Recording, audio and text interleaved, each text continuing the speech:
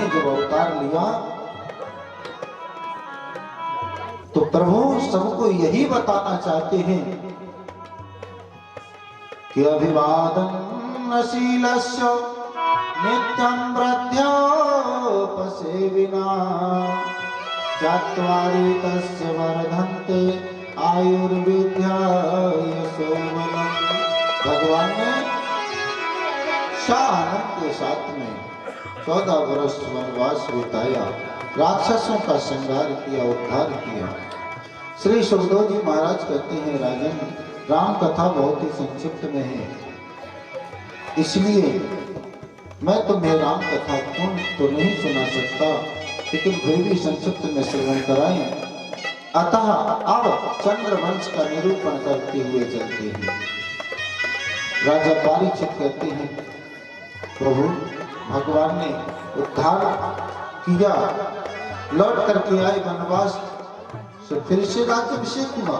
बोले हाँ, तो पुनः प्रभु का राज्याभिषेक संपन्न हुआ, लौट करके वन से लौट करके आए, अभिषेक हुआ, फिर से राज्य सिंहासन पर विराजमान हुए। बोले राम राजा सरकार की जय हो। तो आइए हम सभी चंद्रवंश का निरूपण करते हुए चलते हैं। बोले भक्तवत्सल भगवान की जय। जिस वंश में मेरे गोपाल का अवतार हुआ, एक बार जोर से जयकारा लगाएं। बोले बांके बिहारी लाल की। यानी सूर्यवंश में महान प्रतापी राजा अम्बरीश महाराज की कथा आपको बताई। इसी प्रकार चंद्रवंश में महाराज रंतिदेव हुए। कौन राजा हुए? रंतिदेव, जो भगवान के अनन्य प्रेमी अनन्य भक्त थे, जिनकी राज्य में कोई भूखा नहीं रहा। क्या नाम था? रंतिदेव। परीक्षित क्या नाम था? रंतिदेव।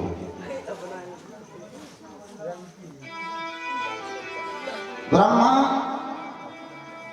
यथातः सूयतान राजन वंश सोमसि पावन यस्मिन् लादयो भूपा कीर्तन्ते पुण्य कीर्तिदा।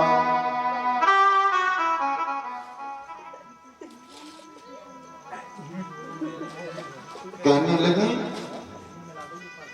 राजन, अब चंद्रवंश का निरूपण करते हैं, जिस वंश में मेरे गोपाल ने जन्म लिया।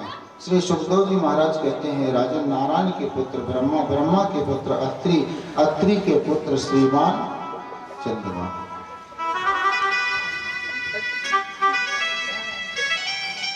चंद्रमा के पुत्र मृत के पुत्र पुरुरवा।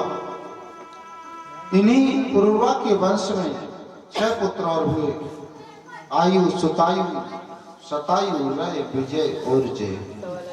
इसी प्रकार धीरे धीरे चंद्रवंश बढ़ता जा रहा है।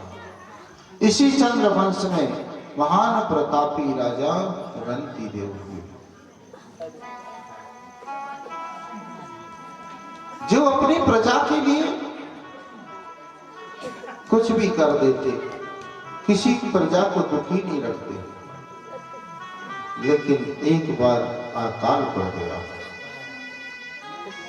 रंतिदेव के राज्य में सूखा पड़ गया।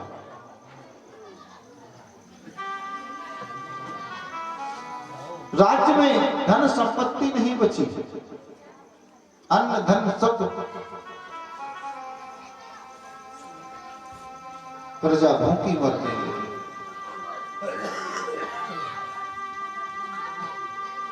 समय ऐसा आया कि उनके राज्य कोष में केवल 250 ग्राम चावल बचे।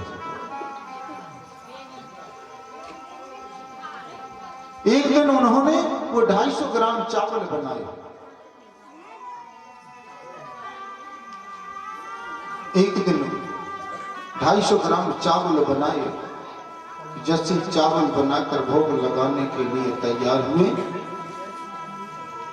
इतने में संत आए, कहा मैंने कई दिनों से भोजन नहीं किया, कुछ महाराज मिल जाए तो अति कृपा हो। तो सामने से चावल खिसका दिए, कीजिए भोजन। अब घर में केवल पानी बचा, एक गिलास पानी था, उसका भोग लगाया। रंतिदेव कहने लगे पानी से ही काम चलाऊंगा। जैसे पानी पीने के लिए तैयार हुए, सामने से चंडाल आ गया 2 कुत्तों के लेकर। महाराज मेरे कुत्ते प्यास के मारे मर रहे, इन्हें पानी पिला दीजिए। महाराज ने सामने से रखा पानी कुत्तों को पिला दिया। मरना नहीं चाहिए किसी को। द्वार निकल करके ऊपर है देखते हुए कहने लगे प्रभु अगर आप मुझे देना ही चाहते हैं तो मुझे स्वर्ग नहीं चाहिए, वैकुंठ नहीं चाहिए, कुछ नहीं चाहिए, केवल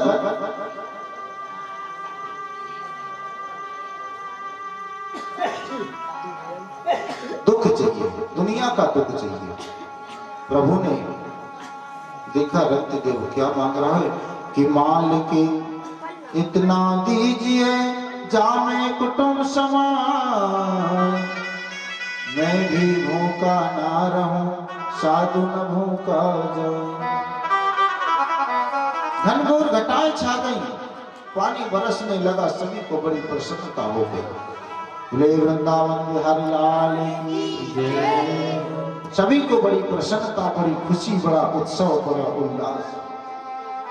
उसी वंश में महाराज आगे चलकर के महाराज उग्रसेन हुए, जो मथुरा में राज्य करते हैं।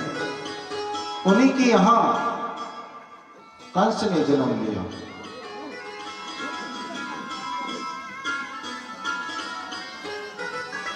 कंस के ऊपर दुर्मिल नाम के दैत्य की छाया पड़ गई थी, इसलिए इतना दुराचारी पापी हो गया। शास्त्र अपनी अपनी मत प्रदान करते हैं, अपना अपना मत प्रदान करते हैं। जब कंस का जन्म हुआ, पिता ने ऋषि मुनियों ब्राह्मणों से पूछा तो ब्राह्मणों ने कहा, ऋषि मुनियों ने कहा मस्तक रेखा को देखकर, जन्मांग की कुंडली को देखकर ये तो दुराचारी होगा, पापी होगा, अधर्मी होगा। उग्रसेन महाराज ने सोचा ऐसा पुत्र लेकर मैं क्या करूं, उसे लत्ता पत्ताओं में लपेट कर यमुना में बहा दिया।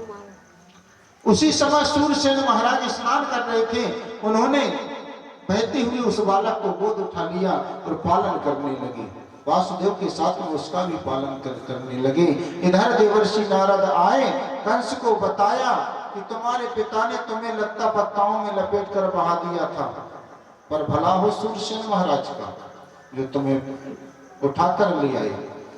कंस को मालूम चला वो सोते हुए सबको छोड़कर कब के लिए चला गया। उसने तपस्या की, भगवान भोलेनाथ को प्रसन्न किया, भोलेनाथ से वरदान प्राप्त किए। शंख, चाणूर, मुष्टिक, मल्ल, पहलवान जैसे महान योद्धाओं से मुलाकात हुई, सबका संग लिया और सबके साथ आकर के मथुरा नगरी पर चढ़ाई कर दी। अपने पिता को कारागृह में रख दिया।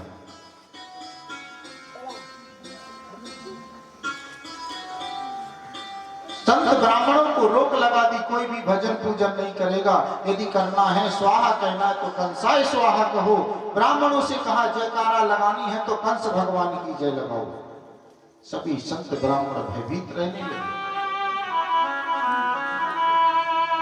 मन में ख्याल आया अपनी बहन देवकी का विवाह करना है। परम मित्र वासुदेव है, उसी के साथ में कर देता हूं। देवकी का विवाह वासुदेव के साथ में करने के लिए तैयार हुआ, विदा भी करने लगा, लेकिन आकाशवाणी हो गई।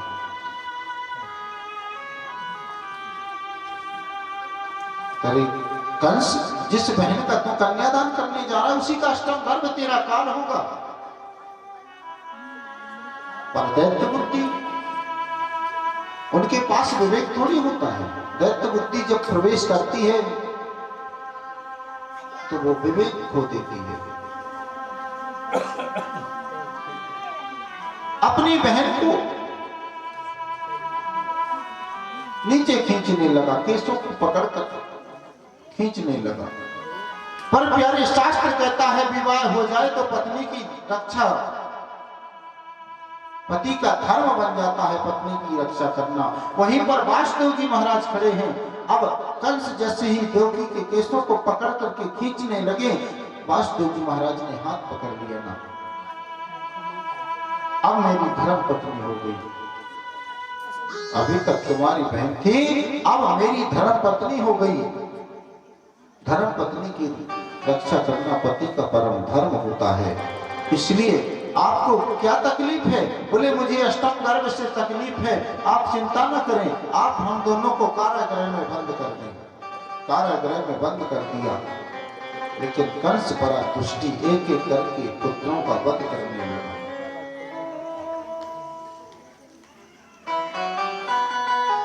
लघुन्यानि जातानि गौरवेणं इदं महात्। आज ना पश्यं कुत्रचित् शर्म मनाशक्तो शिकारणम्।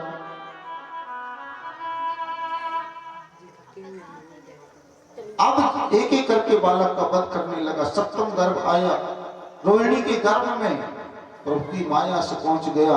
अब अष्टम के रूप में हमारे गोपाल जी आ रहे हैं। बोले बांके बिहारी लाल की, बोले बाल कृष्ण भगवान की। आज कारागृह में हमारे बाल कृष्ण भगवान आ रहे हैं, तो सभी लोग उनका स्वागत करें और बड़े जोर से और बड़े भाव से उनके नाम की जय घोष करें, क्योंकि सभी भगवान बांके बिहारी का इंतजार कर रहे हैं। आज उन्हीं का जन्म उत्सव उन्हीं के लिए मनाया जा रहा है, इसलिए सभी लोग बड़ी खुशी, बड़ा उत्सव, बड़ा भाव बनाए। बोले बाल कृष्ण भगवान की जय। आज प्यारे कारागृह में भगवान प्रकट हुए। वासुदेव जी महाराज कन्हैया को लेकर के नंदगांव पहुंचते हैं और नंदगांव में जाकर के जैसे नंदगांव में जाते हैं, वहां से कन्या को लेकर आते हैं। कन्या तो यहाँ पर लिटाते और कन्हैया को वहां पर लेकर जाते हैं। यशोदा की गोद में बगल में लिटा करके वहां से कन्या को लेकर के आ जाते हैं। और जब कन्या कारागृह में आती है तो जोर जोर से रुदन करने लग जाती है। कंस को मालूम चलता है, कंस दीवार पर कन्या को पटकता है। कन्या अंतर ध्यान हो जाती है, आकाशवाणी कर देती है, अरे दुष्ट कंस, जिस काल को तू मार रहा है, जिस काल को तू मार रहा है उसने तो जन्म ले लिया है। अब तेरा बचना असंभव है। अब तेरा बचना असंभव। बोले वृंदावन बिहारी लाल की जय।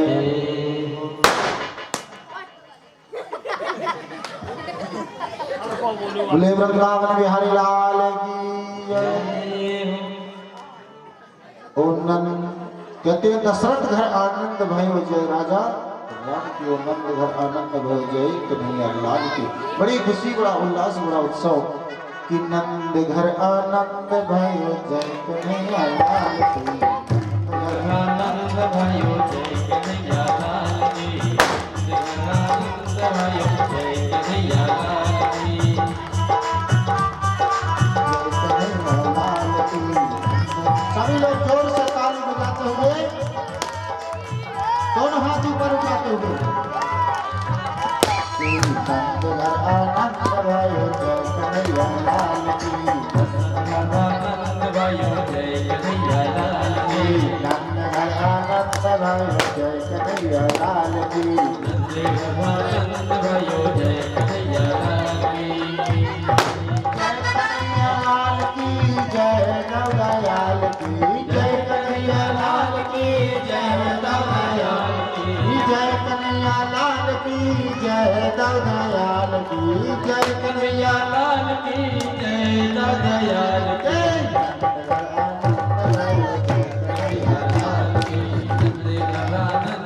सब लोग दोनों हाथ ऊपर उठाते हुए ऐसे आनंद भयो जय कन्हैया लाल की।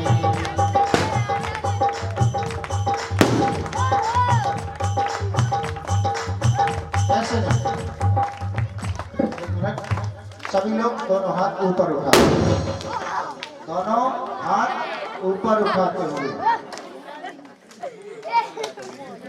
सभी लोग दोनों हाथ ऊपर उठाते हुए और बोलते हुए कि लाला जन्म सुनी आई, यशोदा मैया तै दो बधाई।